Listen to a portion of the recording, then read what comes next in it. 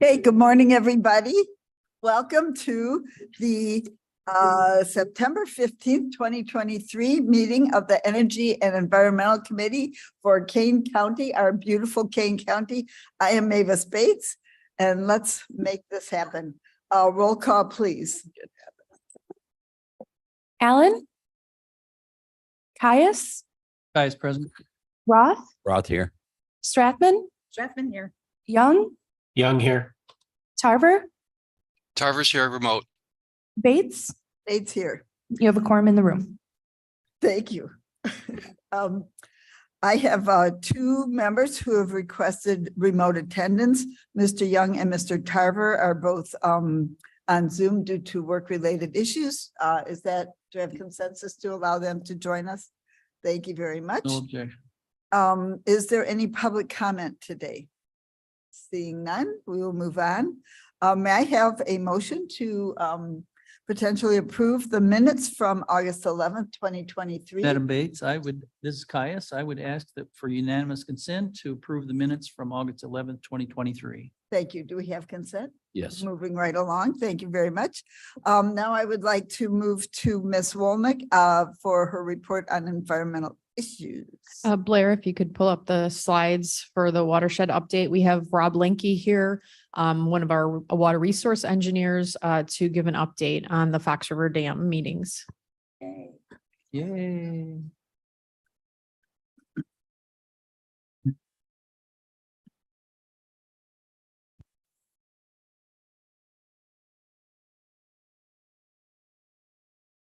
So good morning, everyone. So for the watershed report here for this month for the E&E committee, we just wanted to provide an update. There was some significant activity that happened just recently, and that is if we can go to the next slide. The Army Corps of Engineers on September 5th released their draft report for public comment for the Fox River connectivity and habitat study.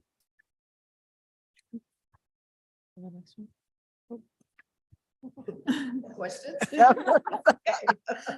Short and sweet. That was quick. Sorry, my apologies. So the report was released. It's a little over 100 pages long with, I believe it's 7 appendices that are in and of themselves several hundred pages. There's a lot of material on there. And what they did is they were looking at the entire length of the Fox River from McHenry County through Kane County, looking at the dams and the impacts that the dams have on the Fox River and looking for opportunities to improve the habitat and the fish passage through the Fox River. So it's centered around those dams. The recommendation, skipping to the end of the report, their recommendation for this project is for the removal of 9 of the dams on the Fox River. So leaving the Yorkville Dam in place, that's one that was retrofitted about 15 years ago, and then leaving the Algonquin Dam in place. It's important to point out that this is a draft report. They are seeking public comment on this. And so the first meeting actually has been moved since this slide deck was put into the agenda packet. The first public meeting is going to be this coming Monday. It's actually going to be at the King County Branch Court facility at 530 Randall Road. So that will be actually hosted here by King County. That'll be 5:30 to 7:30 p.m. Then they're going to move upstream to the northern end. They're going to have a public meeting on Tuesday, the 19th. That's going to be hosted by the City of Elgin at the center. And then they're going to move south to Aurora on Wednesday evening. And that'll be at the Waubonsie Community College at their downtown Aurora campus. And so the format of those meetings will be they're open to the public. There'll be a presentation, a short presentation introduction by the Illinois Department of Natural Resources, which was their local sponsor, as well as the Fox River Study Group. I think all of you guys are familiar that Kane County is represented on the Fox River Study Group. That group has been looking at the impacts of water quality in the Fox River and looking at ways, the most cost-effective way to improve the water quality to meet the IEPA standards for the Fox River. And so we'll be given a short presentation. Then the Army Corps of Engineers is going to have a presentation, maybe about 20 or 30 minutes, and then they will open up the public comments. So everybody will have the opportunity to either make public comments on microphone, or they'll be able to submit public comments if there's any time left over after that. I think they plan to do some question and answers if they get through all of the public comments. So we're encouraging everybody to show up to those meetings, take a look at the report, make your comments in that so that they can incorporate that feedback into their final report. Any questions? Time again, time and place? They're all at 5:30 to 7:30. So on Monday, it's going to be right here at the King County Branch Court, right there in the Circuit Court Clerk Building on Randall Road. Yeah, and then the day after, it'll be same time, 5:30, 7:30 up at the center in Elgin.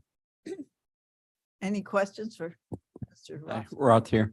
I already got a call from a voter in St. Charles. One of their concerns is removing the St. Charles Dam, like with the river boats they have, or, the little, will that make the water too shallow for those? Correct. So, yeah, I mean, I would encourage them to go to the meeting and, present their comments. Certainly we would expect when the dams are removed that there will be a change in the flow regime. The water that comes in from the upstream is the same as the water that goes downstream. Right. But with the lowering of the dam, there will be changes in water depths and things like that. So, and that is definitely something that, has to be considered. And so on and so forth. And not that I'm looking for a solution, but there are other options that they could adjust accordingly to at least keep some more water, right? For it to not to lose that. Yes, yeah, that Okay. is correct. And so that kind of gets into the details. And again, too, I want to point out that the decision does not have to be made, and the Army Corps isn't looking for a commitment for the communities or the state of Illinois, which in fact owns 6 of the 9 dams. They're not asking them to make a decision right now during this public comment period. What they're asking for them to do is to decide whether or not they want to be included in what's called, this is called a tentatively selected plan, this TSP. And so what it means is it just allows them to include it as they make the request for the appropriations down the road. The dam owners still have the ability to pull out of the plan at a later date. Right.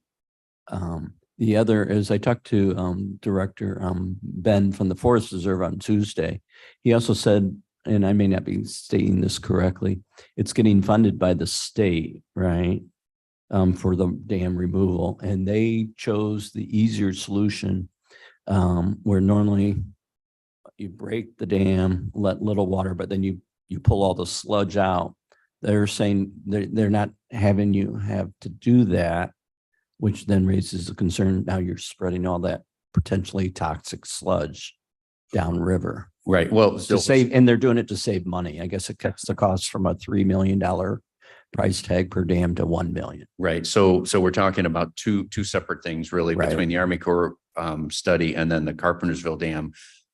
Yeah, I think what he's talking about is that the permits are allowing the forest preserve. So you're correct. The IDNR through their state funding are paying for the removal of the dam. I'm not sure if the forest preserve is providing any cost share, any match. He didn't mention it at So, all. okay, so it's all Funded by coming, the right, coming IDNR. from the state of Illinois. And again, and that's because of their program. They're looking at taking out, the aging infrastructure to eliminate the ongoing maintenance costs as well as the public safety hazards associated with the dam. So that's why they had that program in place for a number of years. I know the Forest Preserve is able to take advantage of that. When they take the dam out, what they do is they actually, right, they'll stair step the removal as they're notching it Right. to allow the water to come out. It is important to point out, though, that they actually do, there's a significant amount of testing that's required of the sediment that's upstream of the dams to make sure that there isn't any contamination beyond what we call the background level. So whatever is in the sediments that accumulates in the islands downstream of the dams, like on the leeward side of the islands, Right. it's the same concentration as what's upstream Okay. in those impoundments. So if there's excessive contaminants, then they would have to modify the removal, hopefully. Right, Okay. that's correct. And again, there's been significant study on that.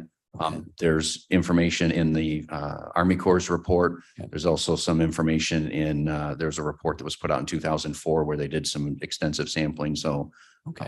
definitely point people to look to that if they have concerns about. So Kane County Environmental is not real concerned about them going that direction then. No. Okay. All right. Thank you. Okay, thank And- you. Mr. Caius? Didn't want to hog things. And you said when they do the dam at Carpentersville? I'm sorry? You said when they do the dam at Carpentersville. My question is, when will they do the? Oh, yeah, my understanding is that the all of the permits have been issued and the approvals that are needed. I had heard that a couple of weeks ago. So I think they're in the final stages and then they'll be coming back to the Forest Preserve Board with the bid documents and that kind of thing. So I'm not sure if that's going to happen here at the if they're going to be able to squeeze it in by the end of 2024, but Saturday? Are we gonna have a Saturday for the Fox River? Yeah. It's our Fox River Day? Too late, huh? that would be quite an event. I don't think so. Mr. Tarver? Next year. Yes, good morning. Tarver here. Quick question. The people that will not be able to attend in person, is there a virtual option for them to attend remotely? I do not believe so. I know that they certainly will accept any and all written comments. And I believe that's included in their press release. I would have to look that up, but I don't believe that the meetings are going to be broadcast or anything like that. Okay, and one other question. Thank you for your time. I'm in the Batavia district, and I know that our city council just approved something very similar to what Yorkville has. How does that go with this program, or is that one and the same? Well, I mean, the city of Batavia, they are in a somewhat unique position and they actually own the dam. I know there was some question about that many years ago, but I believe the DNR confirmed that that is the state-owned dam, so that they have to make that decision themselves as far as what they want to do, if they want to take the dam out or put in some type of an altered configuration. I'm not familiar if they had, I hadn't heard that they had made a decision to go one way or the other. I know the state's position again is leaning towards less infrastructure in the river is better. So I know they would support removal of the dam. And then I know again in the Army Corps report, it is calling for the complete removal of that the concrete dam there at North Batavia. Okay, thank you. I appreciate that. So that, Mr. Lincoln, that sounds like something that has to be ironed out then. The state wants them out and Batavia is trying to keep it. In Yorkville, it's half dam and half whitewater, correct? Right. That was an initiative that the state had taken back in the early 2000s as an alternative to removing the dam to address the public safety concerns. So they had they removed the dam, built a stair-step configuration on the spillway, and then they built the whitewater bypass channel around there as an alternative to removing the dam. And then my understanding is that they still own the dam, but they've delegated any and all maintenance responsibility to the city of Yorkville. Okay, well, I'll go to the meeting and get the details.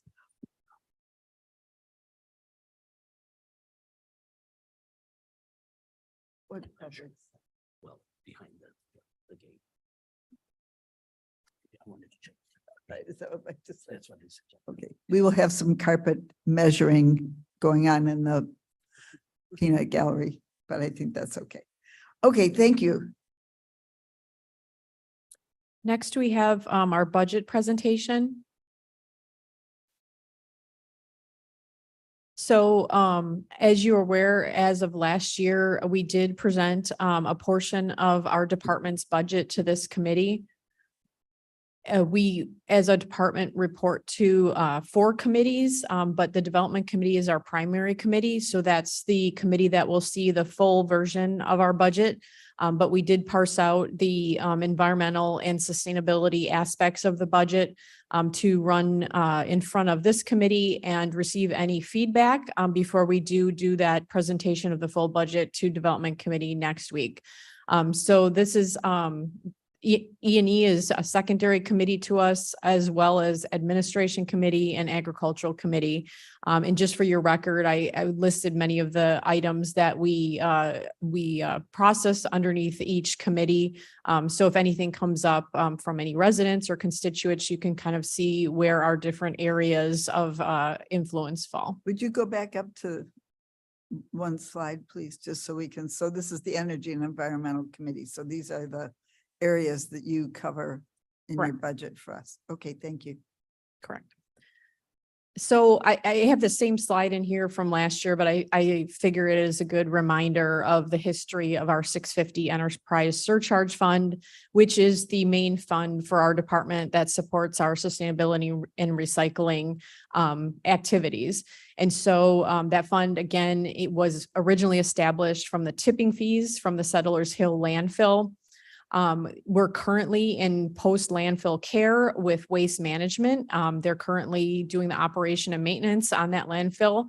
That post care period is typically 20 years from the time the landfill closes, which it did in 2007. So you would normally anticipate 2027 being the end of the close closure period, at which time any activities would then resort back to the county. However, given the ongoing gas and leachate issues that are occurring at the landfill, Waste Management does not assume this period will end for quite some time. And quite some time, it could be 20 to 40 years from now. So we did have a budget or a fund balance of $7.1 million prior to the construction of the cross-country course. As you recall, we are required to maintain a $3 million budget or fund balance in that fund for any kind of emergencies were they to occur with the post landfill care. That was originally set at $4 million. That was modified down to $3 million with the construction of the cross-country course. As I mentioned last year, we are not in agreement with the $3 million figure. When something happens with a landfill, it's usually quite expensive. So our intent is to maintain that $4 million fund balance in 650.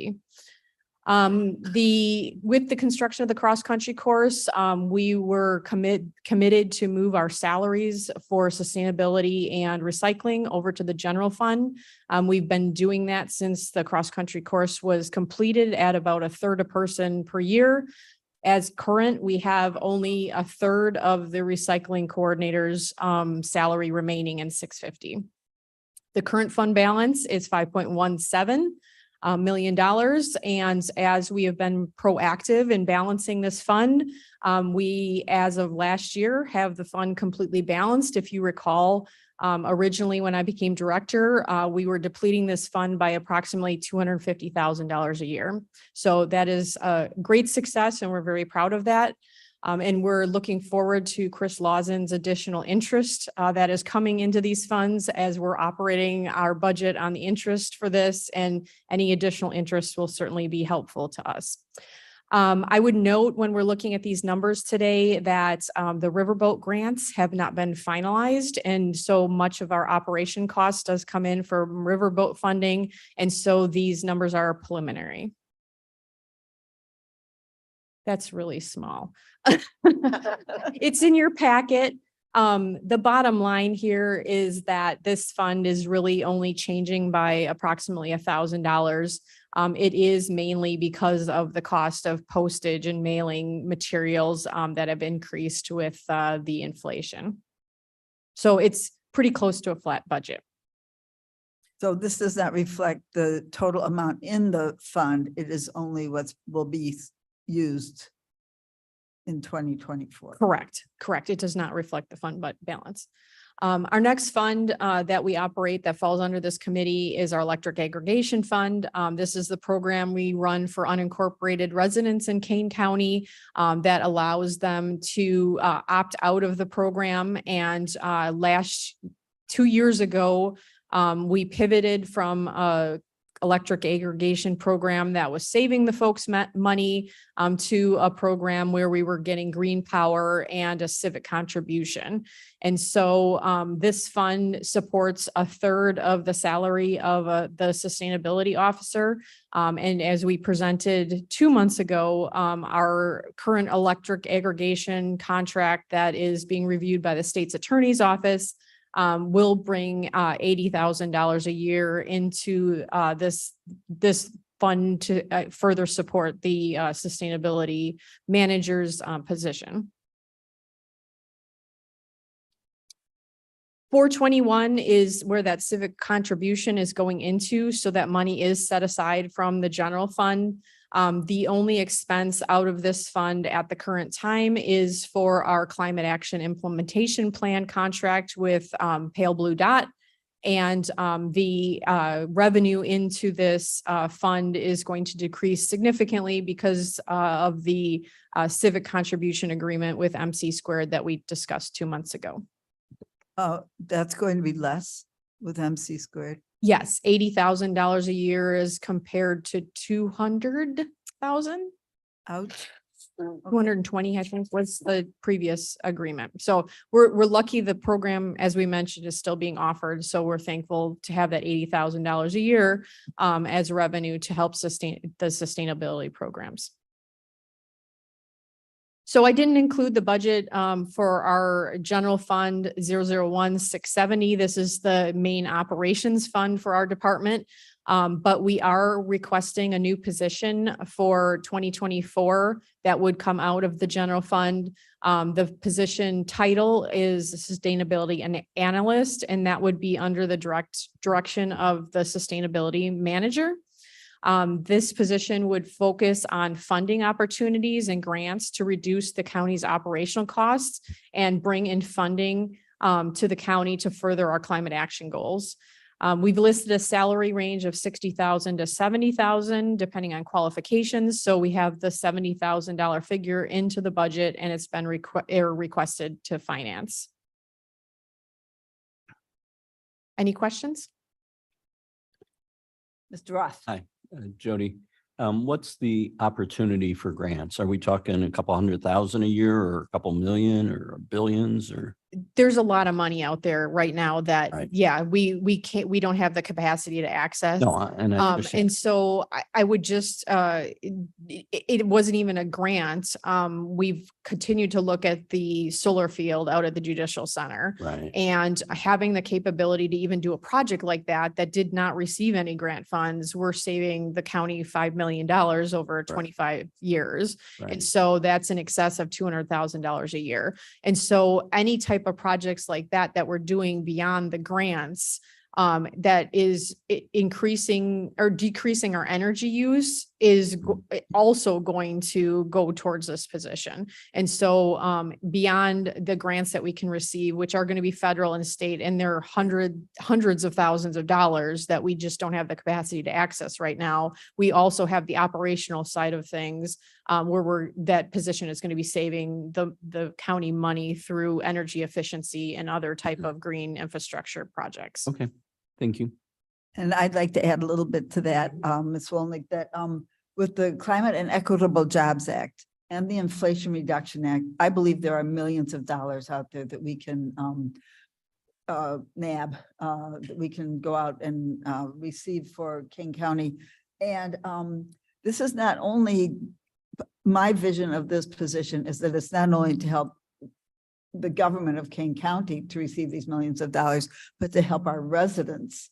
How do I get that money from CEJA? How do I get that money from the Inflation Reduction Act? So this will be a resident, a outward facing position as well, if all goes well. Okay, thank you. The first half of the packets for reports, so is that all right?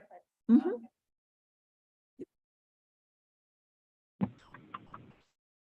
Okay, Miss Ryan, I believe you are next on the agenda.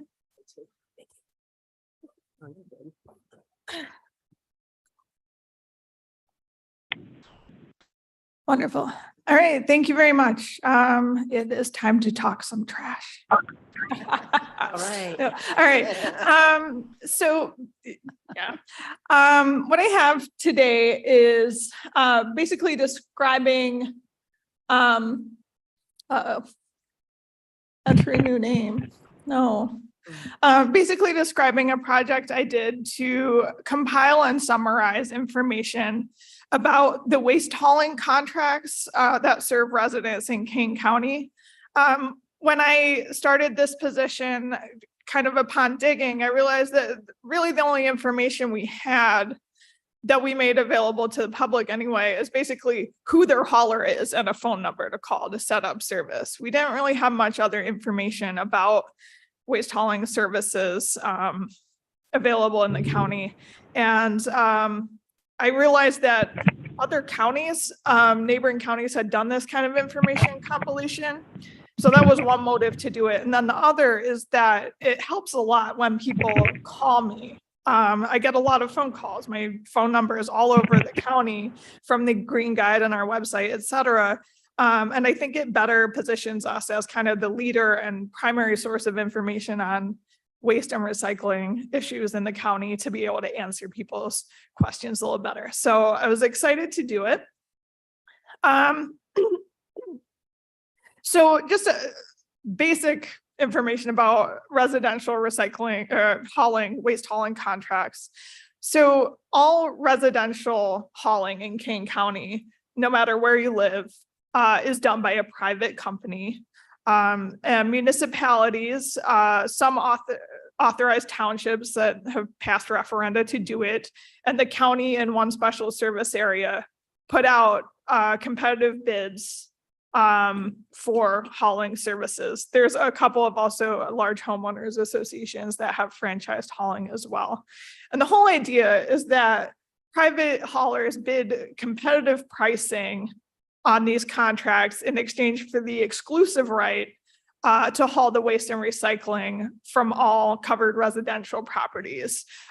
Generally speaking, it's only residential hauling that is franchised. Commercial entities, institutions, et cetera, can basically find their own contract for hauling, and they're not required to use the one that the city uses.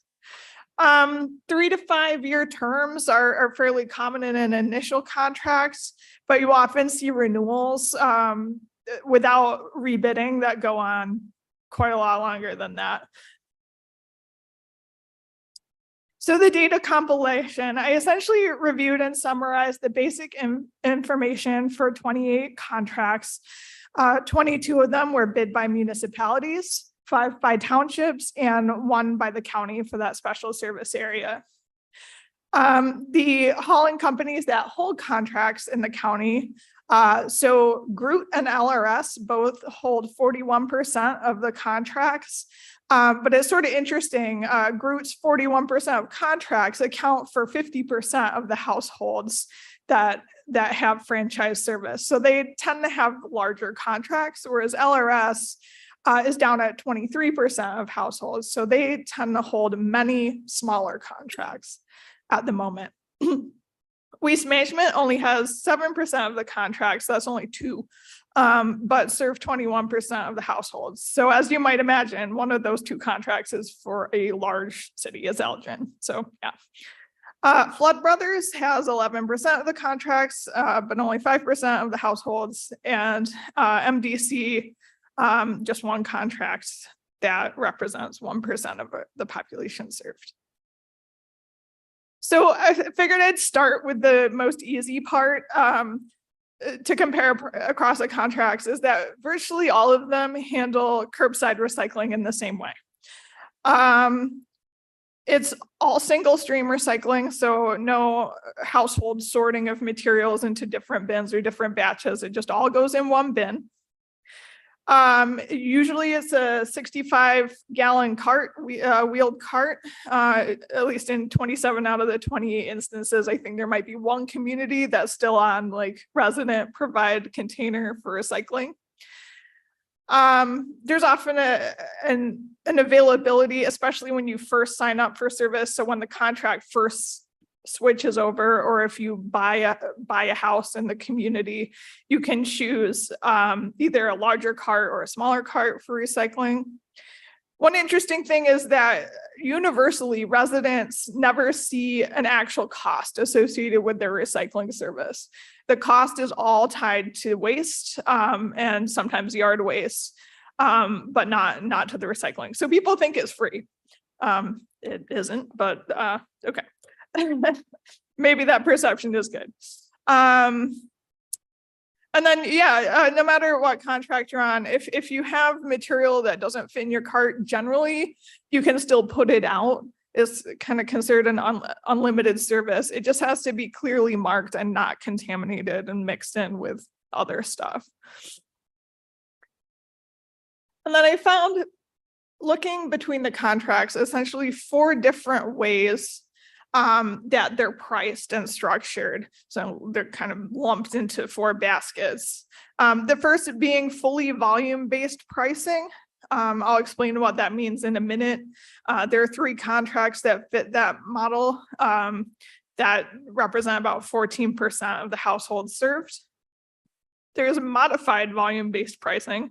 Again, I'll explain what that means. The majority of the population is under one of these types of contracts.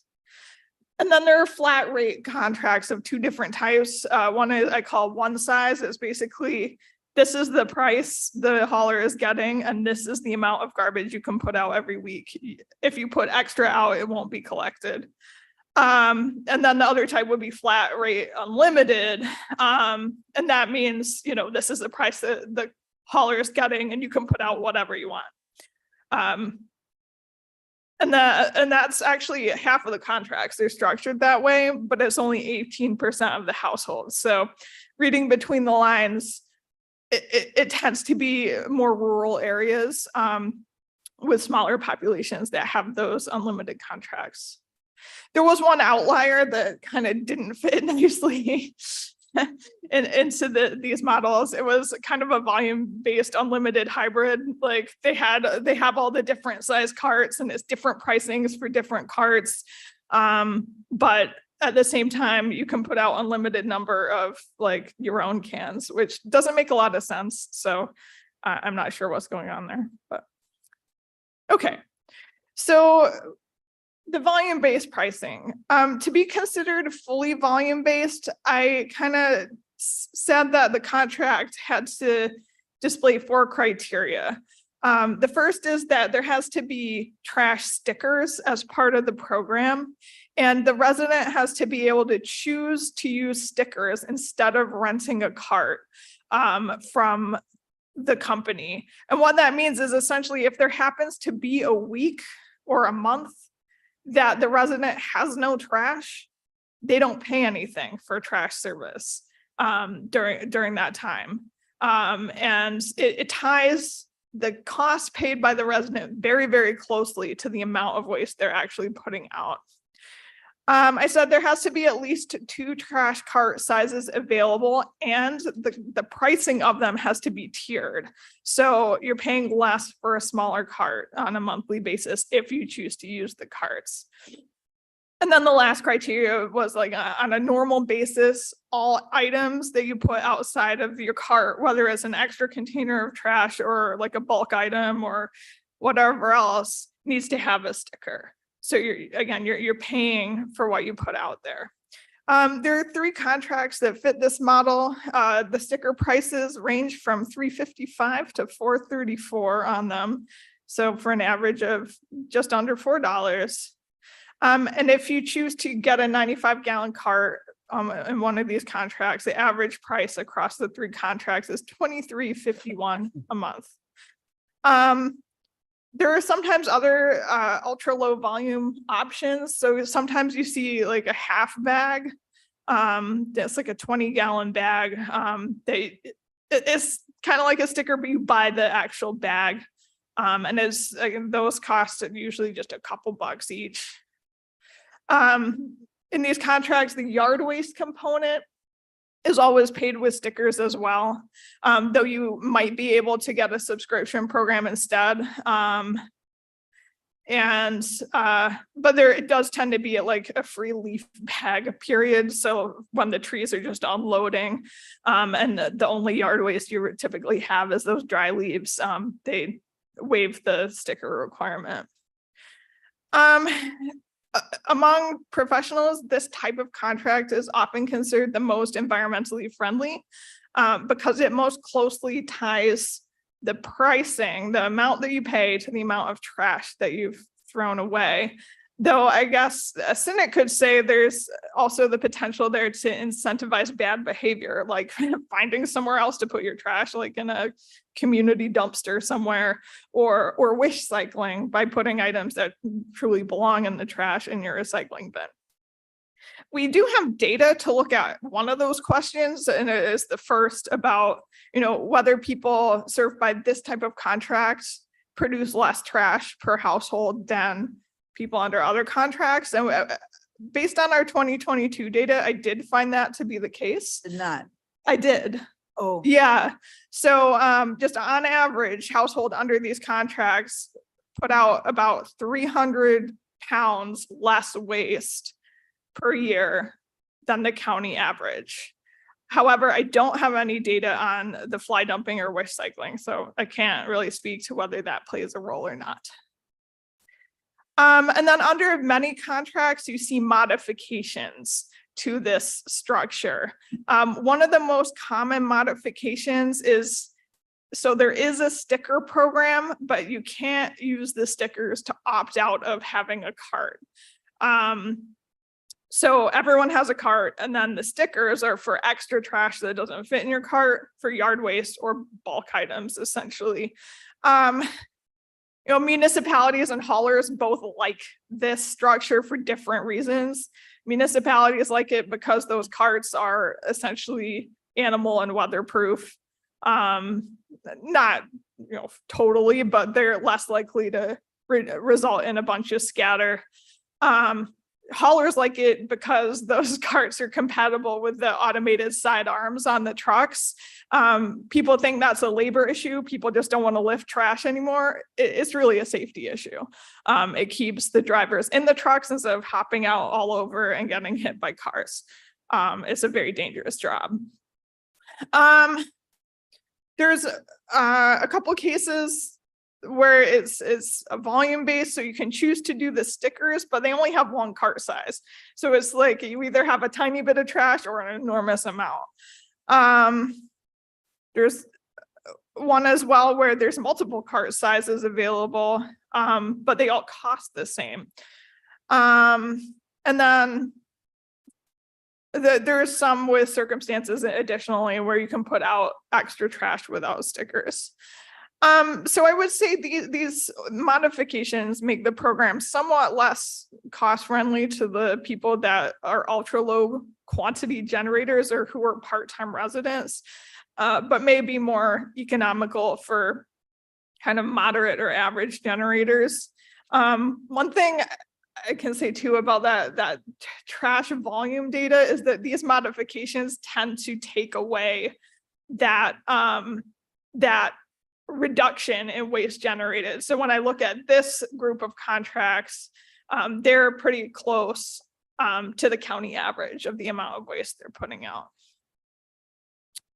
The one size pricing, I kind of explained this before, but each household pays the same amount. Sometimes there are senior discounts, but outside of that, everyone pays the same amount. And then they have basically a quota or a maximum that they can put out each week. The default allowance under these is usually fairly generous. It's like a 95-gallon cart and a bulk item, but it varies a little bit. This seems to be the preferred model of contract to use when the municipality is paying all or part of the contract costs from their general funds. There's a couple of cases where this happens, and it's the contract type with the greatest amount of certainty on both sides.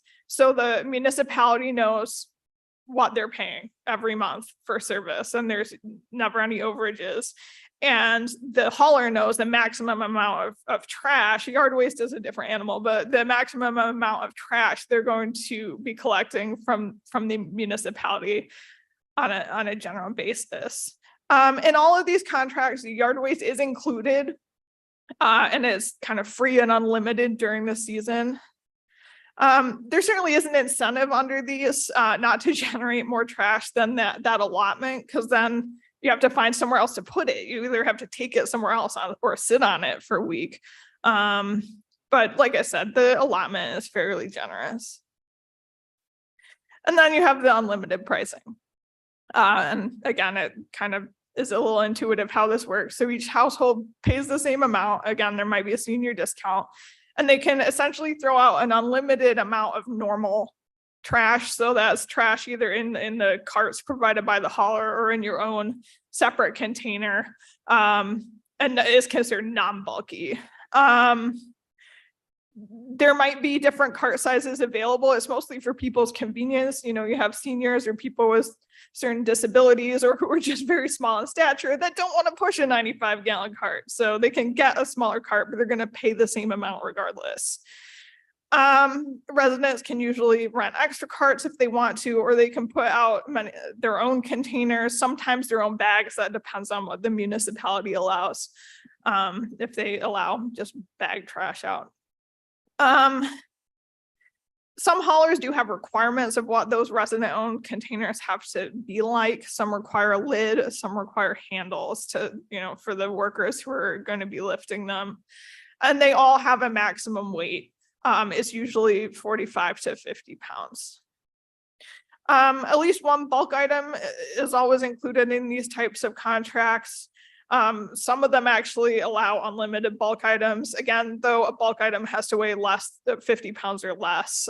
It is considered a special collection for anything that weighs more than 50 pounds. Like, you can't just put a piano out there, because they have to send, you know, the number of workers it's going to take to safely lift that item. Yard waste collection under these is either unlimited. That's the majority of cases. You just have unlimited yard waste during the season. There's somewhere it's subscription only. That tends to be very rural areas, probably where burning is allowed. And you can opt into having yard waste service, but you can also opt out. And then there's this pay as you throw idea on yard waste. It's not stickers. It's kind of unique, but yeah, just a couple of cases. And then the costs for this service range from $19.64 per month to $26.22 per month, the average being $21.68. This is most economical to households that tend to generate more waste. And so, like, environmental interests sometimes don't like this style of contract because it provides no economic incentive to reduce waste or to recycle. In, you know, interest of full transparency, I did look at the data for this, wondering if the households under unlimited pricing tend to put out the mother load of waste.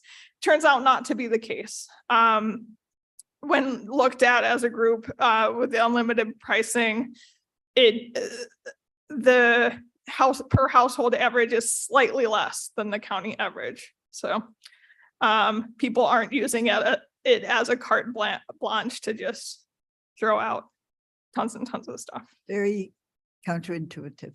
It is. Just some other kind of fun facts and statistics that I found doing all this digging. So 60% of the contracts include some kind of senior discount, which is nice. To include certain condos and other multifamily properties at a discounted rate. I like the inclusion of multifamily where practicable, just because it makes it a lot more likely that those multifamily buildings are going to have a recycling service. They're all required to under our ordinance, but I know that they don't.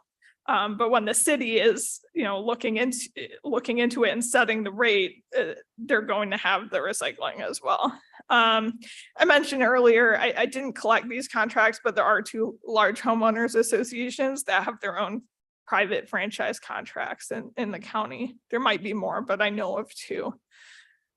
43% of contracts allow and actually make public or advertise in some way the fact that you can put food scrap in, mix it in with your yard waste.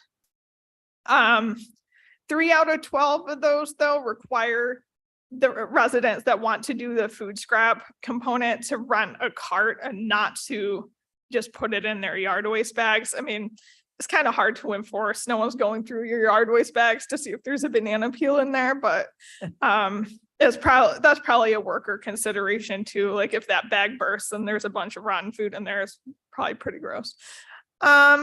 Is it interesting too? This is just anecdotal, but often the companies that and contracts where there is no food scrap, actually written into the contract or advertised through the town, will often quietly allow it if you rent a cart for your yard waste. That's actually what I do in my town. They won't advertise it at all, but I make enough yard waste to justify having the container. And I'm like, hey, can I put some of my food scraps in here?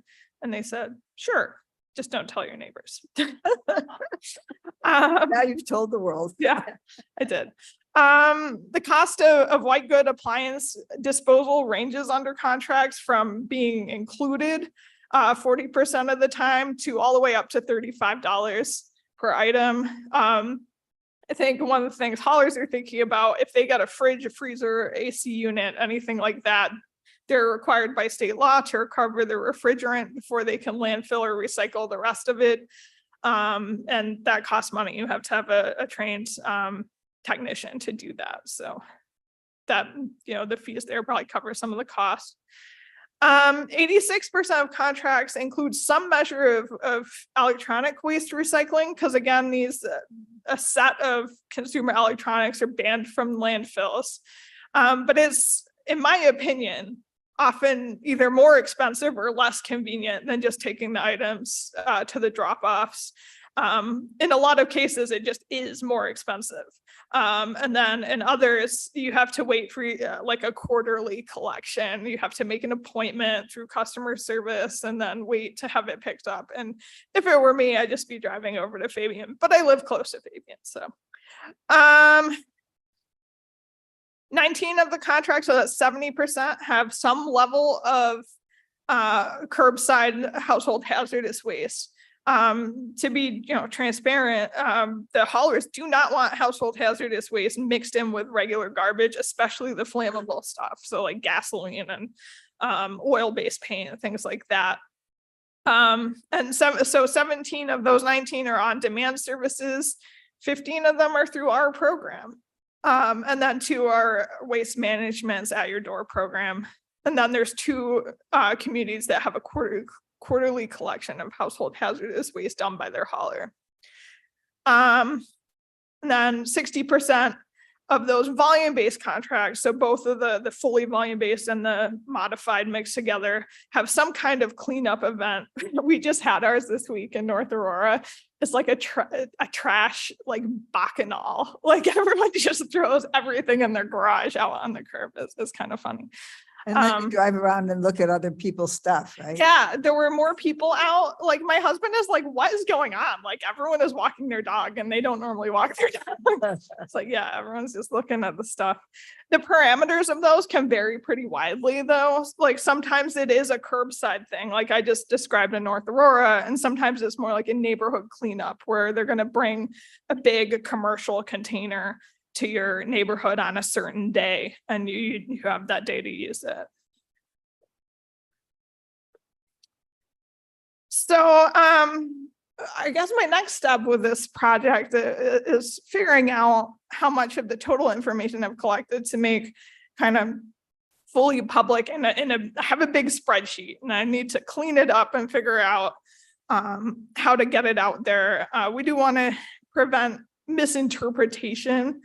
I mean, this is all public information. It's not like it's trade secrets. Anyone could FOIA any waste hauling contract because they're held by government bodies.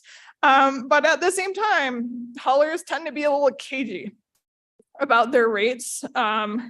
If you don't know what you're going to be billed for trash and you're like, in many cases, the municipalities, like in the best case, the municipality just puts the price grid from their bid onto their website. And some do that. Some municipalities will put the current year pricing on their website. About half don't do anything. And you can't get that information from the haulers unless you call their customer service line and say, I'm a resident and I want to sign up today. And then they'll say, okay, here's what it's going to cost. So it's kind of annoying. One reason that haulers though don't necessarily want all the pricing put out as a big grid where you can easily compare your pricing to the neighboring municipality is that the contracts are fairly complicated and there's often like little bits and pieces in there that make comparing the pricing a little fraught. So for example, does the municipality put all their municipal buildings in there? And do they put their parks in there? And if so, how many containers and how often are they being serviced? Are there special events that are where the hauler is required to provide either porta potties or garbage service? And if so, how big are the events? Are they thousands of people, hundreds of people? Is it a whole weekend long thing? Is it just a few hours on an evening? It makes a big difference. There's sometimes other special services provided in these contracts. For example, POTW sludge removal. Excuse me? Yeah. What is POTW? Oh, Public operated treatment work. So the wastewater treatment plant. Public operated what? Treatment work. Oh, boy. It's probably wastewater treatment plant. Okay. Sludge or other, sometimes it's like the fluorescent bulbs that come out of all the, all of the public buildings in the year, something like that, some kind of special waste handling. Something people don't consider, but the distance to the closest transfer station makes a difference in the pricing that's going to be bid as well. Sometimes there are franchise fees or other program fees that are put into a contract that impact the pricing. Who's doing the billing? Is it the hauler or the municipality? That makes a difference too. And then just various legal agreements about, where and how the use of union Teamster drivers is required by haulers can make a big difference in pricing. So I guess one thing it didn't make it into these slides, but I think is important to say is that all waste hauler pricing in Kane County is far below the national average. No. So the national average, this is according to Forbes. They did a study and it was published at the beginning of this year, so it should still be fairly accurate. They gave a big range, but they said the national average for municipal hauling services is $30 to $40 a month. And I did a little bit of just poking around to see if that seemed right.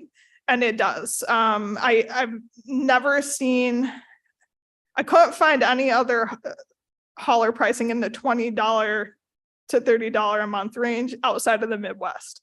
We're just in a very cheap area for hauling. So in some ways, we're really lucky. Even if you're at the higher end of the range, paying that $26 a month, you're still far below the national average. So there you go.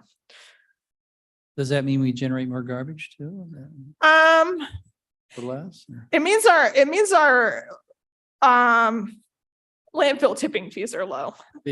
No problem with landfills. Right.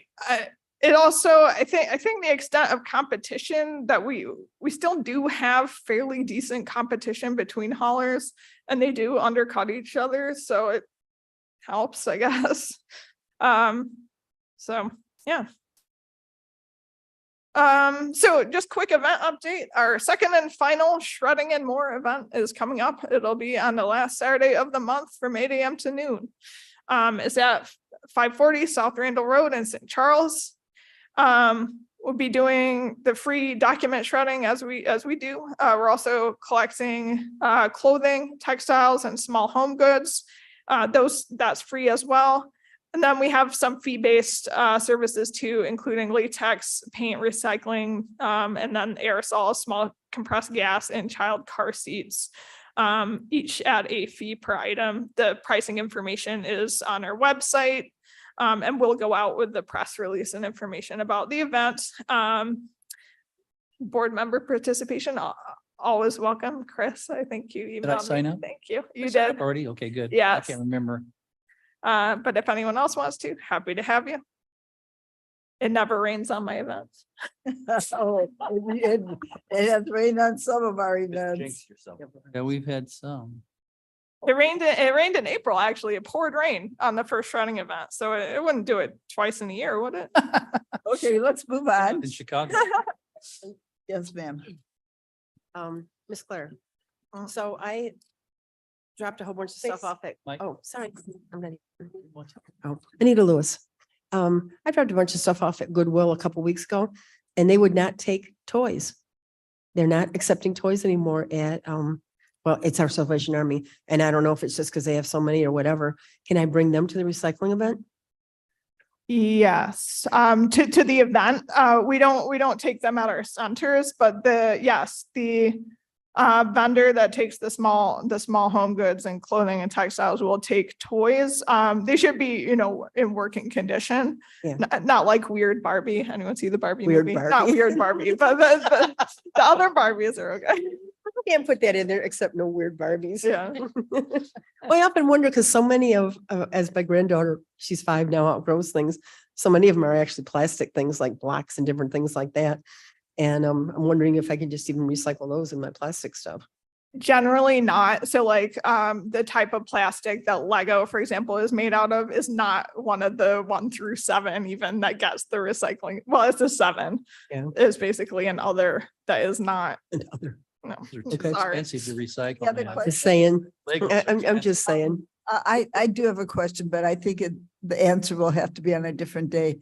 There's so many radio talk shows these days or news stories about recycling that doesn't get recycled. And maybe you could, I remember we did go to the municipal recycling facility, the MRF, and we saw the bales of plastic that were, they must be sold or there would be no business case for them. So if there's a short answer, you can answer now. If it's a long answer, you could maybe give us a report. Yeah, I mean, it would be helpful to know which which reports you're thinking of. I mean, generally speaking, right now, if it's plastic 1 PET or plastic 2 HDPE, it gets recycled and sold. If it's anything else, it's a mixed bag. Okay. Short answer. All right, let's move on I have, to, I have a couple questions. oh, Mr. Ross. Sorry.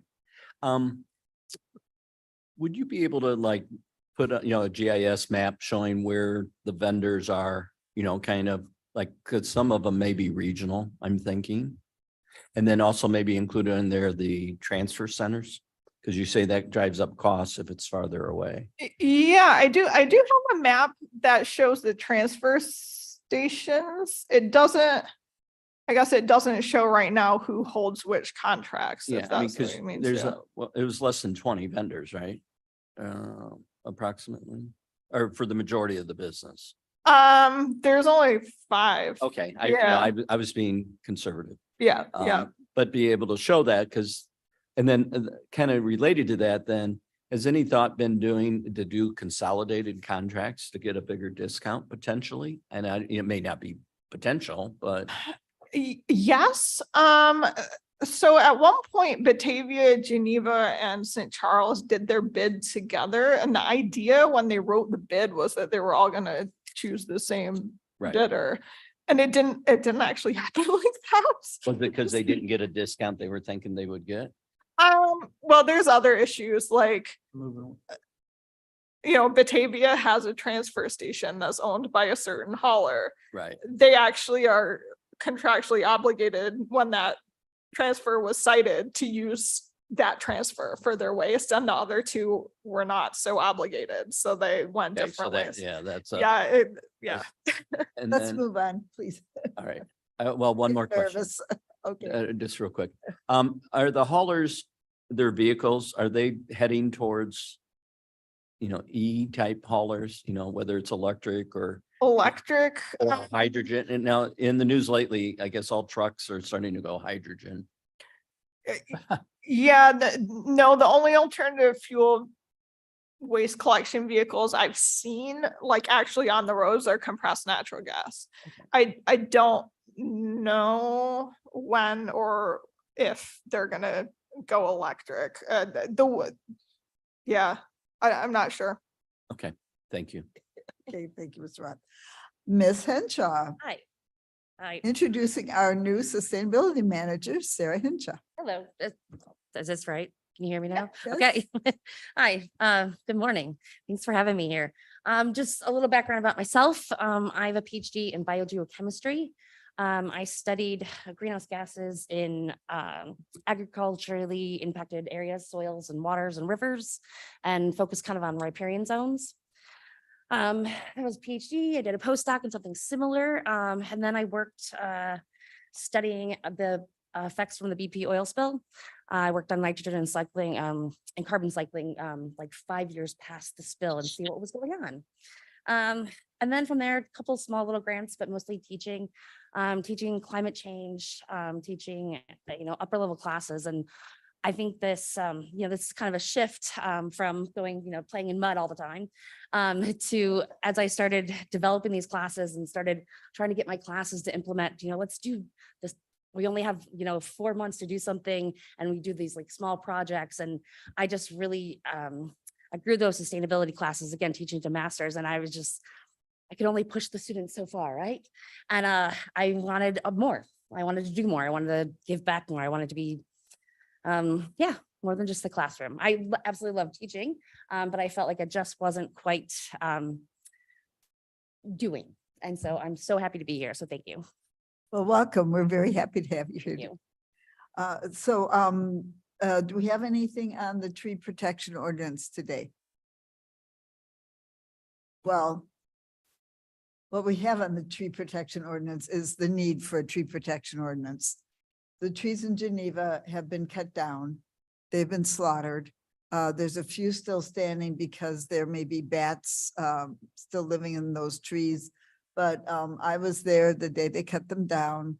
It was a machine that looked like something out of a movie from the Amazon jungle, where they have this huge contraption that holds onto the tree, cuts it down and throws it away. They've all been shipped, turned into, I don't know, doggy litter or something. So what we couldn't save those trees. So it's up to us now to save the next trees that are threatened. So Karen Miller will be working on the tree ordinance. I've talked to her recently. I think we can speed it up beyond, we don't need a, the old timeline was first get $1 million.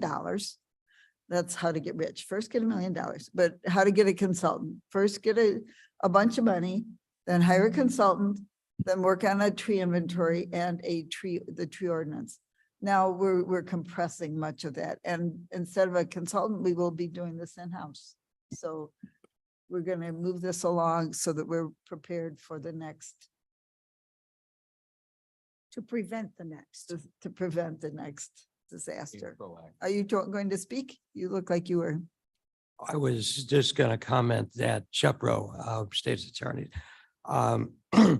in most municipalities, the tree ordinances are not always part of the zoning ordinance. They are part of the subdivision regulations, which makes it a little easier to create or amend. But Okay. I'm assuming that the state's attorney's office would be involved in crafting the language. Okay. Okay. Thank you. Climate Action Implementation Plan update, Mavis Bates. So I presented at the American Planning Association for Illinois conference that they had at North Central College. And I wanted to let you know what I said and keep this committee as involved as possible with the Climate Action Plan. We have a wonderful team right now who is working on this of about 35 to 40 people who come to these 4-hour meetings, and they're very enthusiastic. The first meeting we had, some people were in tears. They were so grateful that we were working on a climate action plan. So I'm going to run through these just to keep you informed about this. This committee will be voting on it in the future, and we will be presenting it to the full board, and we will need all of us will need to be ready to fight the good fight for this climate action plan. So next slide, please, Blair. This was a little bit of background on Kane County's momentum that we've had over the years for creating a climate action plan. We have an energy plan. We have the whole Kane County plan. We have the county operational sustainability plan. And then just when I got on the board, the work was already done, but I got to be there when we passed the green building policy. So we've got a strong heritage of sustainability. Next, ding. Okay, so this is all leading us up to our Kane County Climate Action Implementation Plan. Ms. Wolnick especially was helpful in putting that word implementation into the title to make sure that we implement this plan. Ding. Next slide, please. Because I was giving this before the planners, I don't know if planners have this, see this stuff in their sleep or not. So I just threw in a little bit about global warming pollution is the burning of fossil fuels. That's global warming in a nutshell, really. It's global warming is being caused by the air pollution that we are caused by burning fuel, by burning coal and oil and other things that should be left in the ground. This extracts carbon locked in the Earth's crust and releases it as greenhouse gases, increasing the total amount in our atmosphere. If you want more on this, talk to me and Sarah, I'm sure. Next slide, please. So this is the famous hockey stick. I know this is the ABCs of climate. The carbon is going up. It's being released faster than any other time in history. And, you know, don't let somebody say, oh, this happens all the time. No, it doesn't happen in history. This is the only time in 66 million years. Next slide, please, Blair. So here's the correlation between carbon and the bars, the heat bars. Doesn't that just look like a forest fire? When I look at this, I see a forest fire. Okay, next slide, please. These are the primary climate risks: extreme weather and temperature. In the green areas, we've got the green circles, crop yield and mortality. You know, mortality is my least favorite climate risk. We're all going to die someday if we don't sooner than we're supposed to, and for future generations. Of the community groups most vulnerable, we have of these, they singled out older adults, those in economic stress, think of the homeless people and what they're going through in Phoenix in the summer, and people of color. And some people may not understand that people of color are at more risk. It's because they're often those in economic stress. Poor people tend to live near coal power plants, near an airport, near an industrial complex. They are suffering more from, and so the pollution from those areas, from those industries, are hitting people of color the most. Next slide, please.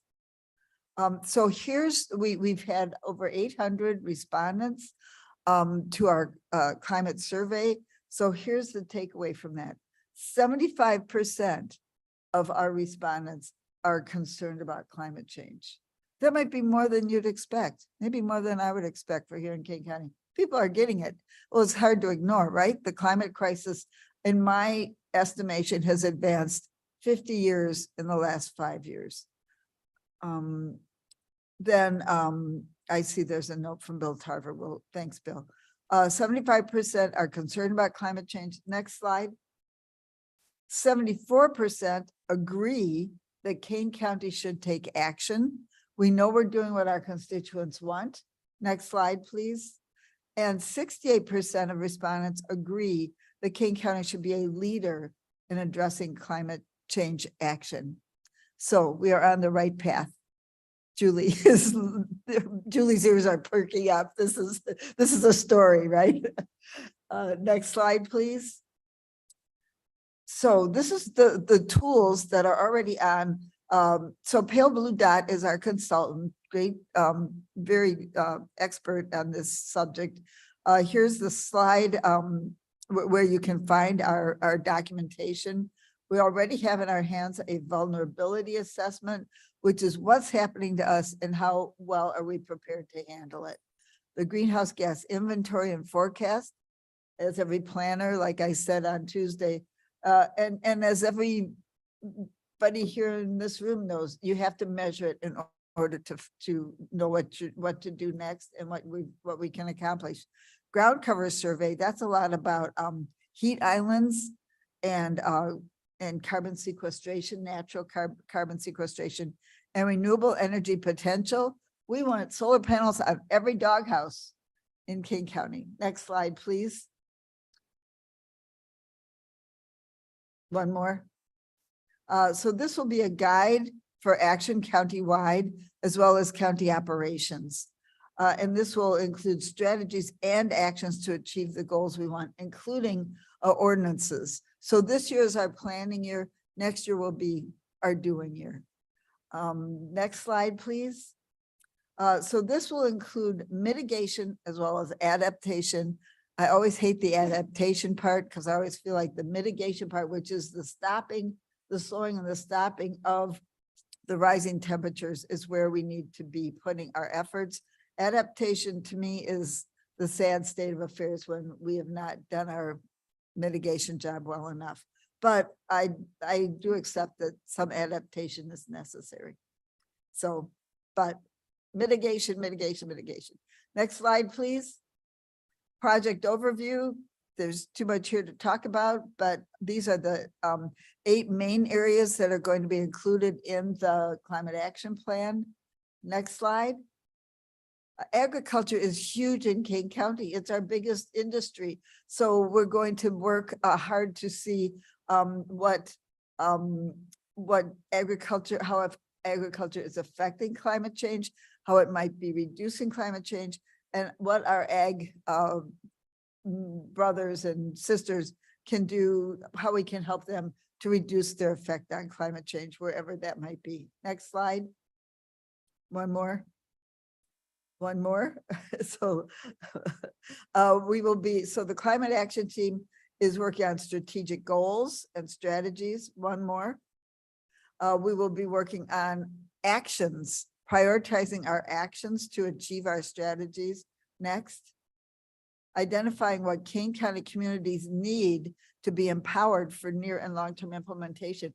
That's where our plan hopefully can reach out to our smaller towns and villages and to our bigger cities, that we can help them collaborate together on climate action. One more. And communicating the consensus of the resulting plan. We've got to bring this, we have to pass it in our committee, we have to pass it on to the rest of the board. Okay, is that, I think, is that the last one? Okay, the next one, just one more. I should have done this myself. Now I realize that's a lot easier. One more, please. One more. One more. Okay, I want to show you our ocean of solar panels that are now at Peckenbrook. That's a lot of solar panels. And Julie, are you going to talk about you want to go ahead right now? Sure. Are you done with your presentation? 'Cause we have yeah. a little slide thing. Oh, too. okay. Be done with me, Blair. Thank you, everybody, for letting me. I wouldn't use those words. Solar panels. Yeah. Okay, there you go. Okay, so yeah, Julie Mann, Public Information Office. So here's the date, save the date, October 13th, 1 PM, be there. We're going to flip the switch. Blair, could you? So this is actually going to be, this is a map of where we're going to do it. You see the star, it's a red star. So you see Peck Road, you see Route 38. It's over on the side of the Judicial Center. In the back, there's a sculpture back there. There's some parking back there. It's a restricted area, so we'll have to be parking in the big circle area, and then we'll walk a little bit in. But it's got a really great view of the solar panels. Blair, could you change? Okay, so you can see this is the restricted area where we be walking, and it's only a short distance. And then it's not the best picture, but you can see when you were standing there, it was a really great shot behind us of the solar field. It's the best location for parking, for mobility, for people to be able to stand without having anyone in danger. So that's a really great, it's very pretty. The water's right there too. And we will, one more, Blair, be. Nice picture of Blair. Yeah, right. Right. Oh, yeah, I saw that, right? And that's the switch that we will be switching to officially say, yay, we did it. Okay. So Is that Chris? It is. Is that Again. Chris as the fox? I don't know No. who's in the box. Yeah, I was in Kendall County, I guess. Time and date again was? Is October 13th. You can't forget it because it's Friday, the 13th. It'll be right. Good after- luck. Yeah, for our right. camp. At 1300. In October is over. Yeah, Will right. be over. Cherry time, it's 1300 too. Yes. 100, okay, 1300 at 13th at 1300. Wow. So just 1 o'clock. I will be sending out reminders though. Okay, thank you. We'll be flipping. I hope we can all be there to flip the switch. Look at that. We did this, you guys. Yay. Who's controlling the scissors that day? What? Who's doing the scissors that day? I'm hoping I get to flip the switch. I'll just flip this one. You know, there's no ribbon to cut. You just go doink. So, okay, where are we? Flipping the switch. All right, new business. Chair's comments. I think I had my turn already. may I have a motion to I have can. the, oh, I, yes, I please. just have a comment. So the survey that you're talking about, it's been extended to October 6th. As of right now, we almost have 1,000 people. Okay. yeah, We're trying to get 1,000, right? So- Yeah, and I sent it out to 107 science teachers, high school teachers, so, and all the college environmental science teachers in King County. So hopefully it will go up even more. So encourage people and yeah, so you have to October 6th. Okay. Yeah, and then we'll reevaluate kind of the pie charts that you have and Our new sustainability manager, hard at work already. Fantastic. Mr. Roth? Just one question. With the plan that's getting put together, can we look at it now while it's in progress?